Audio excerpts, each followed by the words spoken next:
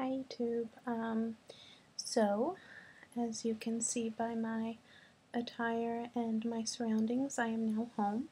It is July 12th, and I got home at about noon today, 4 days post-op, so a lot later than I expected. I have a lot to update, so I guess I'm going to start at the beginning, which would be July 8th and 9th, and I just say July 8th because there were some prep things I had to do for the surgery. I wasn't able to eat or drink anything from midnight on July 8th through the 9th, and that was okay, except that's when an issue began that is still persisting, and that is the fact that I'm severely constipated. So I was not happy about going into surgery constipated because I knew from researching online that that could be a result of all the medications that they give you after spine surgery, and that's something that you expect after spine surgery, so I knew it could only get worse, and I was not thrilled about that. So I wound up getting about 5 hours of sleep the night before surgery, and I woke up at 6, and I got up and I showered.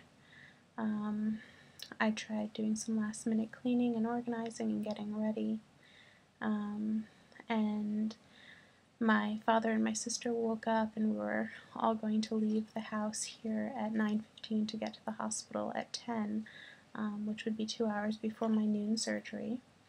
And then, no joke, at 8:45, half an hour before we were going to leave, I received a call from my neurosurgeon, and it was his surgical scheduler, and she told me that she was going to have to cancel the surgery. And needless to say, I was shocked and upset. She had said that my surgeon, his early surgery had complications and he was still going, and he foresaw no way that he would be able to get to me that day, and would I be able to come in on Thursday? Well, I told her that that would be a horrible situation for me because I had family that was flying in that would be my primary caregiver from Arizona, and they'd be flying in. They flew in on Sunday and would be leaving on Thursday. So if I was to go in on Thursday, I would have no care, something that is pretty important.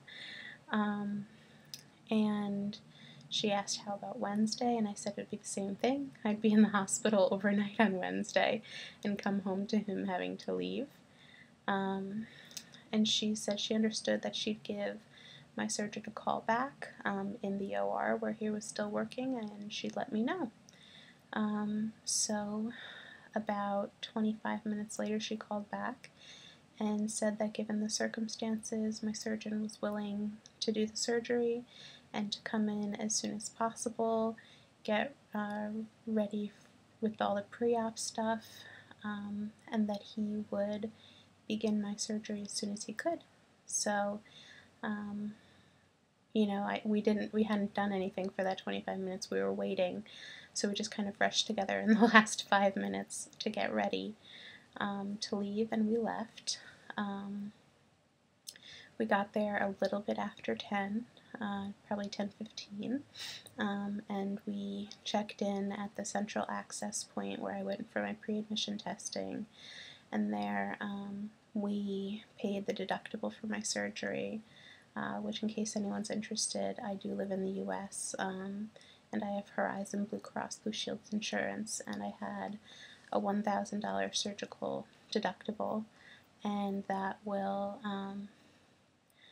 you know, I don't know yet if I'm going to have to pay more out of pocket because I haven't yet reached my out of pocket for the year yet. But at most, the surgery is going to wind up costing me $2,500. So if you were interested in that little tidbit. So then after we did that, we were let down to the ambulatory surgery waiting area. And from there I was called in and they took my blood pressure, they did another urine sample, and then I gave my family a piece of paper that had my tracking number, that they could follow what point of my surgery I was at during the day on this TV that they had up, kind of like you would see at an airport tracking flights. And I went back and changed into my gown, and they put an IV in my left hand. Sorry, bad with mirrors. You can see the incision right there, and you can't see it on the camera, but it's actually very, very bruised. Then my nurse was going through my old questions, and she was finishing up the little survey, and she said, "Oh, and any films that they wanted you to bring for the surgery, did you have them with you now?" And of course, I didn't, and being that I read every scrap of paper that was given to me, I knew that it said probably 5 times in my pre-admission booklet that if I didn't have my films, they would not be doing the surgery.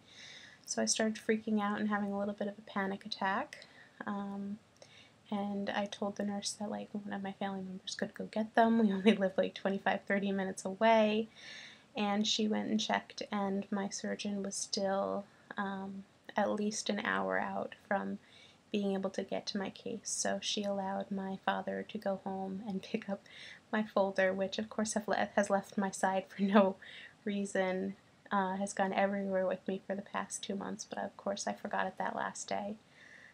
So he went and made it back in time, and the crisis was avoided. So then I was waiting in that area, all hooked up and ready to go. My family could come back there and wait with me, which was nice. I finally was wheeled in for surgery around 2:33, and at that point I had met with my surgeon again. He had marked my spine. I met with my anesthesiologist, and he actually gave me a little shot of Valium to calm my nerves, even though, you know, I didn't think I really needed it. I met with my surgical nurse.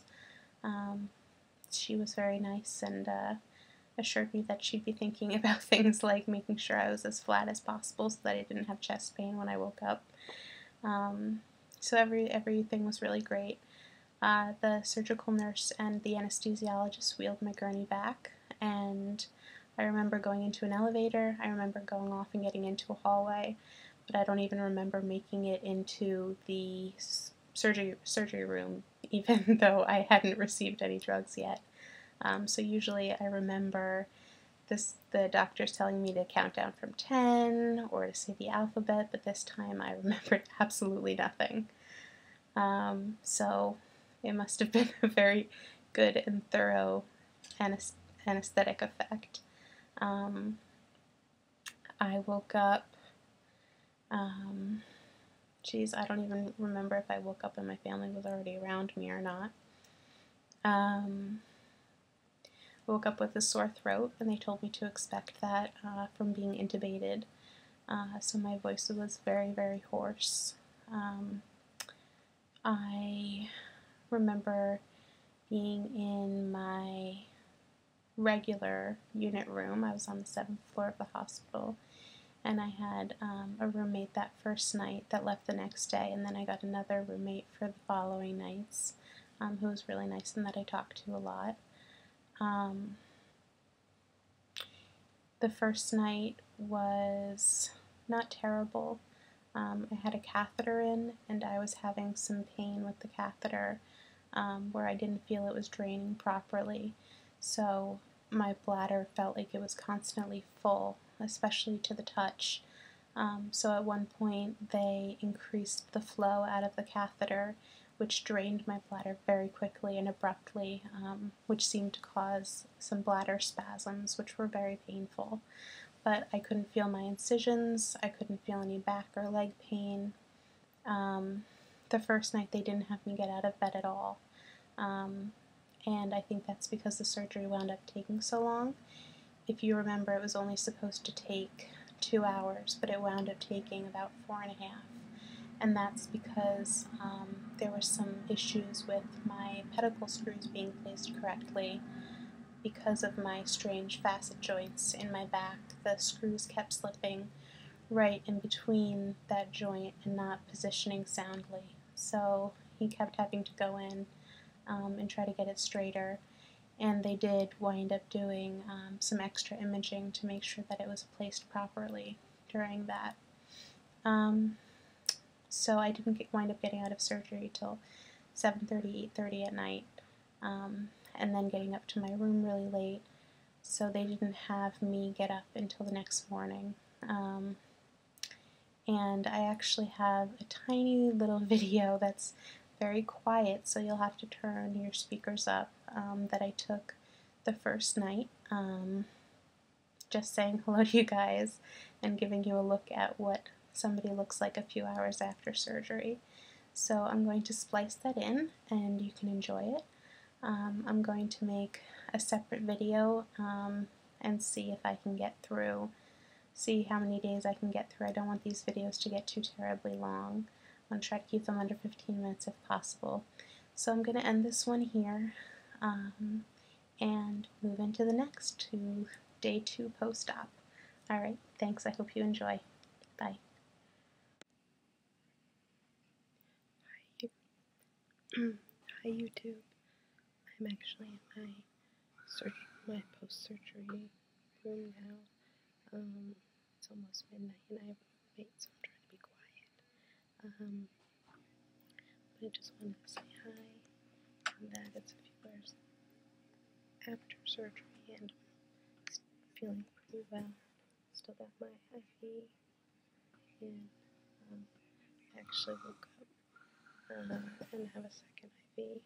Not sure why, but I got all the equipment behind me. My pain's not too bad, just mostly stiff, so no big deal. I'll update more and splice this in, but just want it to be as authentic as possible, and say hello post-fusion. Alright, bye.